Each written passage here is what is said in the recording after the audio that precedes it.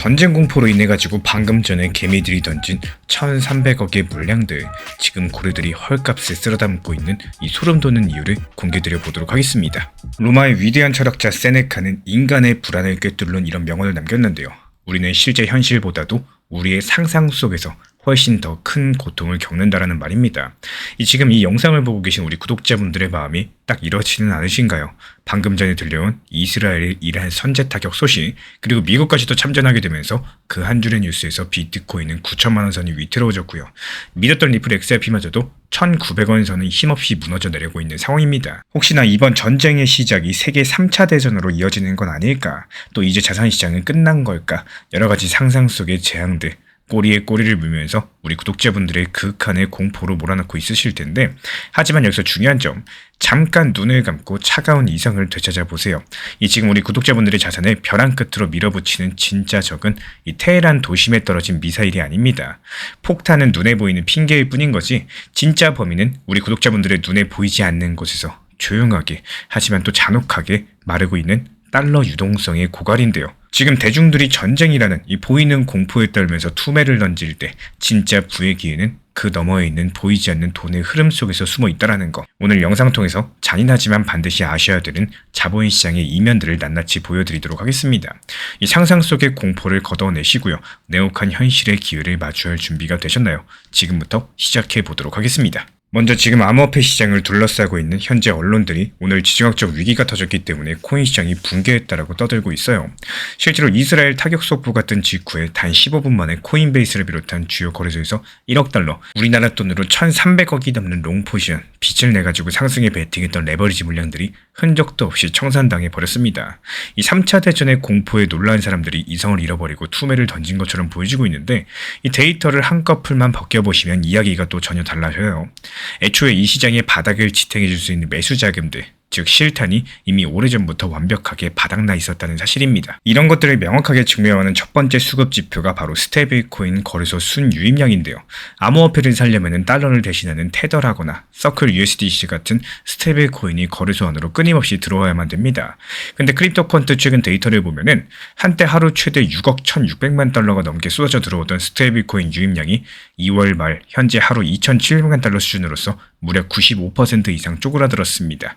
누군가 물건을 던질 때 그것을 받아줄 돈이 시장에 아예 없었다는 뜻인데요. 그리고 여기에 두 번째 원체인 지표인 거래소 고래 비율을 더해보시면 등골이 서늘해지는 진실이 드러납니다. 이 전체 거래소 입금량 중에 가장 덩치가 큰 최상위 고래 10명의 입금량이 차지하는 비중이 0.64를 기록하고 있는 상황인데, 이 수치가 지난 암호화폐 역사상 빙하기로 불렸었던 2015년 10월 이후에 약 10년 만의 최고점입니다. 무슨 뜻일까요? 개미 투자자들이 전쟁 뉴스를 보면서 반등을 기도하고 있을 때 정작 시장을 좌지우지하는 고래들은 이미 2월 중순부터 막대한 비트코인을 거래소로 옮겨가지고 매도를 준비하고 또 하방폭탄을 장전하고 있었다는 뜻이겠습니다. 결국에 오늘 아침의 선제 타격 뉴스는 시장 붕괴의 근본적인 원인이 아니라요, 이 고래들이 무거운 물량을 개미들에게 떠넘기면서 또 시장에 껴있던 레버리지를 일거에 터뜨리기 위해서 사용한 가장 완벽하고 자극적인 명분에 불과했던 건데요. 그렇다면 왜 지금 고래들은, 그리고 월가의 거대 자본들은 이렇게 무자비하게 코인 시장에서 돈을 빼면서 웅크리고 있는 걸까요? 이게 바로 이번 전쟁 이슈의 파급 효과를 1차원적인 군사 충돌에서부터 2차, 3차 경제적 파장으로서 확장해서 입체적으로 보셔야 되는 이유겠습니다. 이 전쟁이 터지면요, 1차적으로 봤을 때 중동의 심장부, 호르무즈 해협이랑 원유 공급망에 대한 극도의 불안감이 생겨요. 그리고 거시경제 지표를 보시면은 현재 JP모건을 포함한 글로벌 분석가들은 이스라엘과 이란의 충돌 리스크로 인해서 국제 유가에 이미 배럴당 4달러에서 최대 10달러에 달하는 이 지정학적인 리스크 프리미엄이 단단히 끼어 있다라고 진단을 합니다. 유가가 올라가면 2차 파급 효과로서 이 글로벌 물가, 즉 인플레이션이 다시 들썩이게 되는 건데, 물가가 오르는 조짐이 보여진다면은 이 3차 파급 효과로서 미국의 중앙은행 연방준비제도가 돈줄을 푸는 금리 인하를 절대 단행할 수가 없습니다. 실제로 트럼프 행정부가 강력한 매파 성향으로 분류되는 케빈 워시를 차기 연준의장으로 지명을 하면서 시장이 간절하게 바라고 바라던 2026년 금리 인하 기대감은요, 사실상 증발을 해버린 상황이고요. 기준금리가 3.5%에서 3.75% 구간에 차갑게 얼어붙어 있습니다. 금리가 내려가지 않으면서 시중에 달러가 풀리지 않으니까 위험자산인 코인 시장으로 흘러들어야 돼 이런 달러 유동성의 수도꼭지가 완전히 잠겨버렸다라는 거. 이게 단순한 지정학적인 하락장이 아니라 이 거대 자본들이 개인의 레버리지를 털어내면서 또 차세대 금융 인프라를 헐값에 매집하는 잔혹한 자본 교체 시기로 보여요. 결국 지금 시장이 목줄을 쥐고 있는 진짜 방어쇠는요, 하늘을 날고 있는 미사일이 아니라 그 뒤에서 조용히 말라 비틀어지고 있는 이 달러 유동성이라는 명백한 사실을 우리는 인정하셔야 됩니다. 결국에 달러 유동성이 말라가고 있고 거대 고래들은 물량을 거래소로 던지고 있고요. 그리고 때마침 이스라엘의 타격이라는 이 지정학적인 충격파까지도 터졌습니다. 이런 팩트들을 두고 누군가는 이제 암호화폐 시장의 기나긴 겨울들, 이 빙하기가 다시 시작됐다라고 절망적으로 해석이 가능할 텐데, 하지만 제가 보는 관점은 조금 달라요. 저는 지금의 상황이 암호화폐라는 자산군 자체의 구조적인 붕괴가 아니라 거대 금융 권력이 주도하는 이 잔혹한 자본 교체기이자 인프라 선점기라고 판단을 하고 있습니다.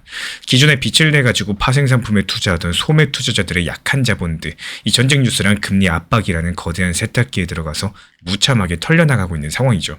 하지만 그 피 묻은 빈자리를 전통 금융권의 스마트머니들이 조용히 채우고 있다는 거. 이 고래들은요, 단순하게 전쟁의 단기적인 성패가 아니라 비트코인과 리플 XRP의 당장 내일 가격에는 추호에 관심도 없습니다.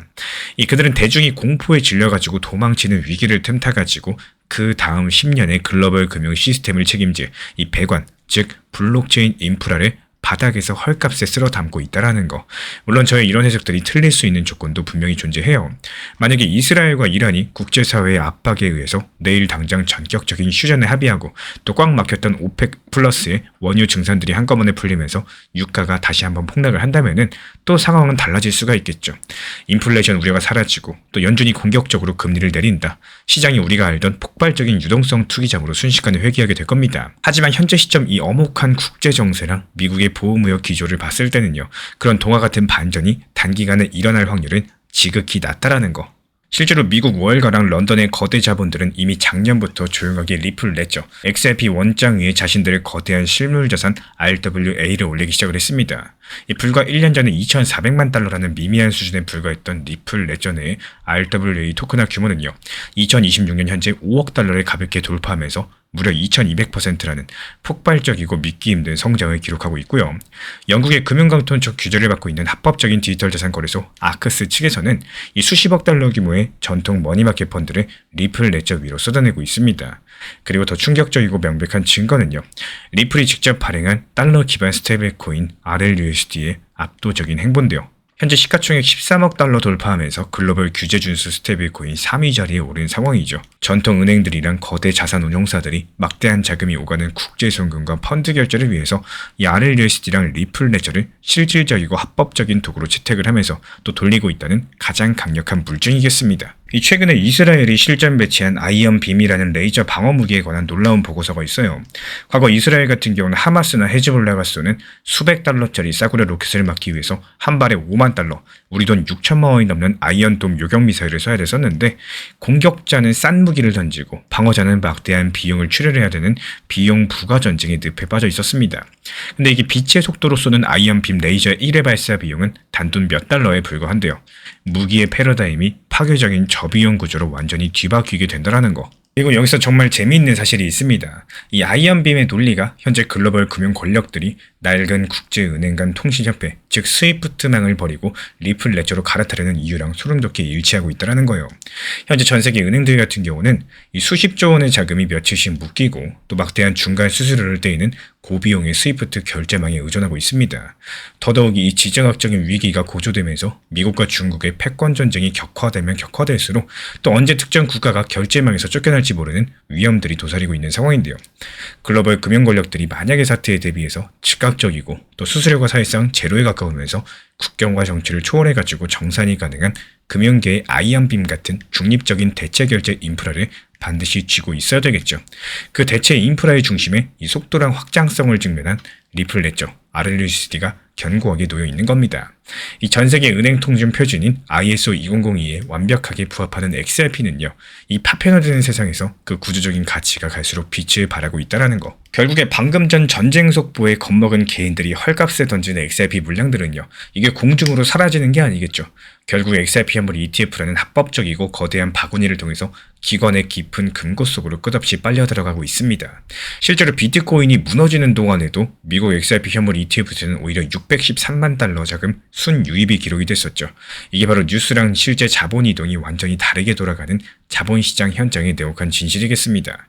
단순하게 지정학적인 하락장이 아니라 거대 자본이 개인의 레버리지를 털어내면서 차세대 금융 인프라를 헐값에 매집하고 있는 자본 교체기다. 이렇게 볼 수가 있겠죠. 포트폴리오라는 게 단순하게 종목을 나누는 것이 아니라요. 시장의 변동성 속에서 살아남기 위한 전략입니다. 많은 분들께서 포트폴리오를 구성한다고 하면 단순하게 여러 가지 코인을 나눠서 매수하는 것들을 떠올리고 계시는데요. A코인, B코인, C코인 이렇게 몇 개만 되고 있으면은 포트폴리오가 만들어졌다고 생각하기 쉽습니다. 하지만 실제 투자에서는요. 그렇게 단순하게 종목 숫자만 늘린다라고 해가지고 포트폴리오가 만들어진다 이렇게 볼 수는 없어요. 이 시장이 생각보다 변동성이 크고요. 흐름 자체가 계속 바뀌기 때문에 어떤 구조로서 자금을 배치하는지가 훨씬 더 중요하다라는 거. 예를 들어 가지고 현금 비중을 어떻게 가져갈 건지, 언제 추가 매수할 수 있도록 여유를 남겨둘 건지 이런 부분들까지도 반드시 포함이 되셔야 진짜 포트폴리오라고 할 수가 있겠습니다. 만약에 리플 XRP를 중심으로 보고 있는 투자자분들이라면은 더더욱이 구조를 생각해 보실 필요가 있다는 겁니다. 리플을 중장기적으로 바라보는 물량이 있으시다면 그 물량을 쉽게 흔들리지 않는 기준이 되어줄 수가 있는데요. 그리고 일부 비중들에 대해서는 단기적인 흐름에서 고점과 저점을 활용하는 전략으로도 운영할 수도 있습니다. 여기에 또 상황에 맞게 메이저 코인이라거나 또 단기적으로 움직이는 이 유동성 종목들에 대해서 조금씩 섞어보는 것도 방식의 하나가 방법이 될 수가 있겠죠. 이렇게 되면 시장이 어느 한 방향으로서 움직이지 않더라도요. 포트폴리오 전체를 봤을 때 어느 정도 흐름을 만들어 나갈 수가 있기 때문입니다. 어떤 종목이 쉬어가면 다른 종목이 또 움직이고 또 시장이 조정 하락을 주면 현금 비중이 기회가 되는 이런 구조가 만들어지기 때문인데요. 또 반대로 내가 리플 XRP라는 코인을 정말로 좋아하고 또 확신이 있는 상황이라면 그 방법은 또 달라질 수 있겠습니다. 그럴 때 가장 중요한 거는 한 방에 크게 몰빵 매매하시는 게 아니라 이 시간을 두고 분할로서 매매하는 원칙 매매인데요. 시장이 항상 우리의 예상보다 훨씬 더 흔들리기 때문에 한 번의 선택으로서 모든 것들을 결정해버린다. 그럼 심리적으로 더욱더 버티기가 어려워지겠죠. 그래서 좋은 포트폴리오란 무엇이냐? 단순하게 종목이 많은 포트폴리오가 아니라 이 상황이 바뀐다라고 할지라도 대응이 가능한 이런 구조를 가지고 있는 포트폴리오가 좋은 포트폴리오라고 할 수가 있겠습니다. 결국에 투자에서 오랜 시간 살아남는 사람들은 많이 맞춘 사람이 아니라 흔들리는 시장에서도 무너지지 않는 이런 구조를 만든 사람들이 결국에 승리하고 수익을 가져가실 수가 있겠죠. 리플 XRP 투자에 있어서 이제는 투트랙 전략이 반드시 필요해지고 있습니다. 무턱대고 몰빵하거나 반대로 또 손 놓고 기다리는 시대는 끝났어요. 첫 번째 트랙은 매달 분할 매수하시면서 시장이 빠지든 말든 일정 비중으로서 리플을 꾸준히 모아 나가시는 겁니다. 이거는 시간과 리스크를 분산할 수 있는 가장 효율적인 전략인 거고, 그리고 두 번째 트랙은 남은 현금 비중으로 알트코인 단타로서 굴려나갑니다. 수익이 나면은 그거를 다시 리플에 재투자하시면 되는 거고, 이게 바로 수익을 만드는 순환 매수 전략이 되실 거예요. 그런데 여기서 중요한 거는 단타 하실 때 조심하셔야 되는 거예요. 단타 매매 중독되면 끝장입니다. 이 매매 중독을 절대 조심하셔야 되는 거고, 예를 들어 가지고 시장이 과열인데도 지금 아니면 기회가 없다, 이런 조급한 생각에 RSI 지표가 이미 고점인데도 불안해서 또 들어가고 결국에 수익은커녕 손실만 쌓이게 되실 겁니다. 그래서 저희 채널 차원에서는 한 가지 원칙이 있습니다. 확률이 높은 날만 진입을 하세요. 그리고 시장 전체가 과매도 구간일 때, 비트코인 기준 RSI가 바닥을 찍을 때, 그때 알트코인 중에서 최근 거래량이 급등한 종목이 과매도의 경우 MACD, 볼린저 밴드, 이동평균선과 일목균형표 참고해서 신중하게 매수 진입 타점 들어갑니다. 그리고 그 외에는 아예 매매를 쉬는 날도 반드시 있어야지 진짜 단타인 거고, 그렇다면 이걸 어떻게 구별할 수 있는지 궁금하실 거예요. 여기서 챗GPT가 등장을 합니다. 저희는 챗GPT를 단순한 도구로 쓰지 않습니다. GPT한테 오늘 확률 높은 진입 타이밍이냐 이렇게 물어볼 수 있게 맞춤 프롬프트를 사용을 하는데요. 그리고 그 결과에 저의 실전 매매 노하우 30%를 덧붙여가지고 GPT 시그널을 보완합니다. 어떻게 하는지 궁금하신 분들 GPT 검색력과 활용 전략을 이용해가지고 이 두 가지를 한 방에 알려드리고 있습니다. 현재 보이시는 번호로서 리플 단타라고 문자 남겨주세요. 지금 이 영상 보신 분들에게만 오픈합니다. 그냥 GPT 쓰는 법이 아니라 투자로 연결되는 GPT 사용법 지금 바로 알려드리도록 하겠습니다. 제가 안내해드리고 있는 코인신사 채널 멤버십 전용방에 대해서 짧게 설명드려 보도록 하겠습니다. 리플, 암호화폐 시장에 대한 중요한 이슈, 그리고 브리핑이나 시장의 흐름에 대한 전문적인 분석 내용 설명과 함께 차트상의 기술적 분석, 온체인 지표와 투자 투자 심리에 대한 내용들을 같이 안내 드리고 있고, 가장 중요한 투자 심리를 컨트롤하기 위해서 포트폴리오의 구성에 대한 노하우, 투자 심리 컨트롤에 대한 내용도 같이 안내 드리고 있습니다. 코인 신사 스터디 멤버십 가입하신 분들께서는 아래 번호 혹은 신청 링크 통해서 남겨주시면 제가 연락드리고 있고, 안내 설명과 함께 신사 채널 리플 전용 멤버십방에도 입장 안내 설명드리고 있습니다.